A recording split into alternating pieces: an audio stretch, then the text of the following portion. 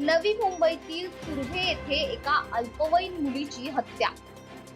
12 वर्षीय अंजली सातपुते हिची डोक्यात दगड घालून करण्यात आली हत्या.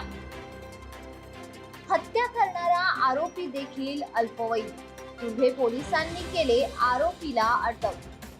जुन्या भांडणातून हत्या झाल्याची आरोपीची कबुली. मयत आणि आरोपी दोघेही फोटो काढण्यासाठी तुर्भे येथील डोंगराळ भागात गेले होते. याच ठिकाणी फोटो काढून झाल्यानंतर दोघांमध्ये वाद झाला आणि त्याच वादातून आरोपीने डोक्यात दगड मारून केली हत्या. तुर्भे पोलीस स्टेशनच्या हद्दीमध्ये काल दिनांक 25/4 रोजी संध्याकाळी 9 वाजताच्या दरम्यान एक तक्रारदार महिलेने तक्रार दिली की त्यांची 12 वर्षाची मुलगी आहे, हिचं कोणीतरी अपहरण केलेलं आहे.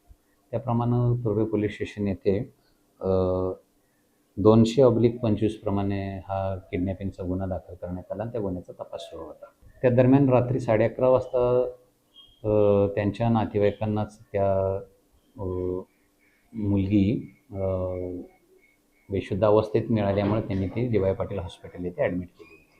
त्यानंतर कळल्यानंतर आमचे पोलीस अधिकाऱ्यांनी त्या ठिकाणी जाऊन पाहिल्याचं डॉक्टरांनी तिला मयत घोषित केले होते.